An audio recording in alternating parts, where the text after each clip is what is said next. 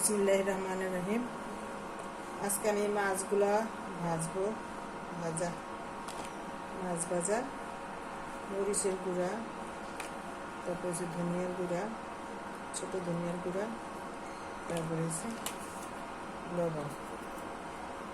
আমি এই মাছ করে লবণ মাখাই রাখছিলাম, তারপর আবার একটু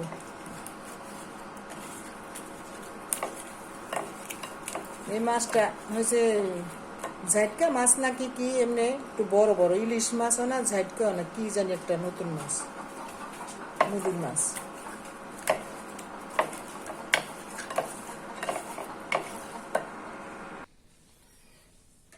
আর ভাজা করব বেগুন।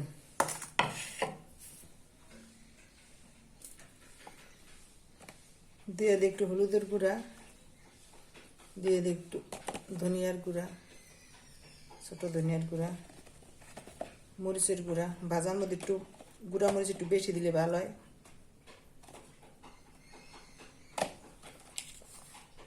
দিয়ে দিব একটু লবণ।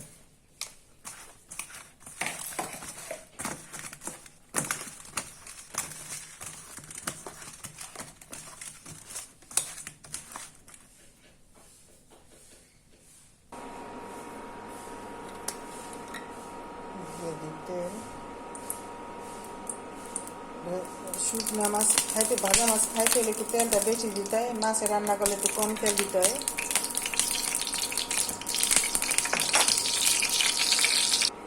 বিসমিল্লাহির রহমানির রহিম।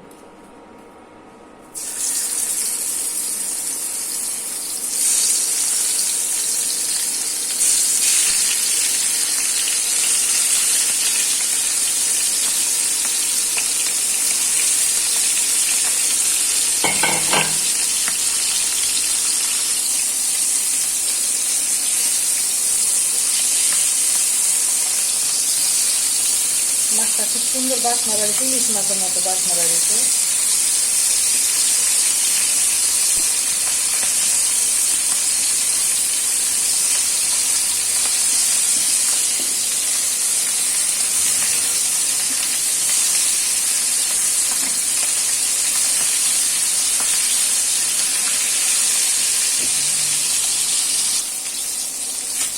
মাঝখানে আমি একবার উল্টাই দিছি,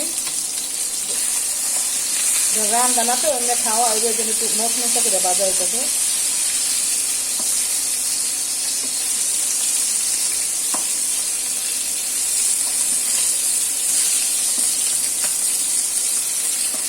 এটা উল্টাতে একটু সমস্যা, কচি যেমন লাগান যায় না, কলপ তৈরি যাবে না।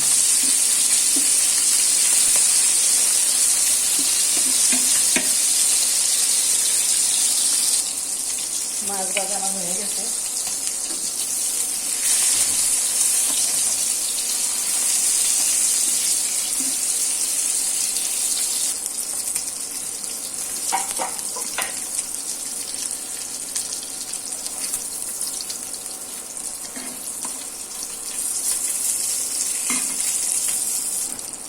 দিয়ে দিলাম কটা মরিচ।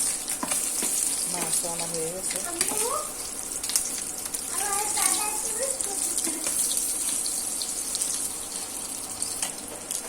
মাছ ভাজা শেষ।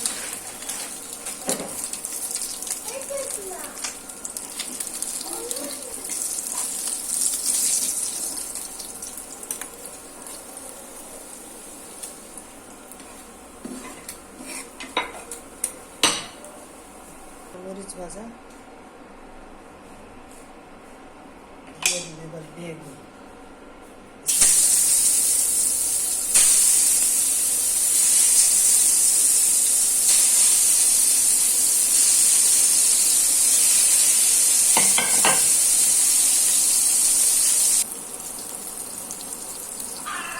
বেগুন উল্টায় পাল্টায় দিছি, এবার একটু বাপে এর মধ্যে সিদ্ধ থাক, চুলায় থাক একটু।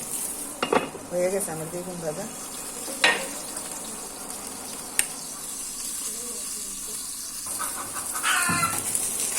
হয়ে গেছে আমার বেগুন ভাজা, মাছ ভাজা, বেগুন ভাজা। আসসালামু আলাইকুম ওয়া রাহমাতুল্লাহি ওয়া বারাকাতুহু। যারা আমার ভিডিওটা দেখছেন সবাই আমার সালাম, আসসালামু আলাইকুম। আজকে আমার বেগুন ভাজা আর এসে মাছ ভাজা।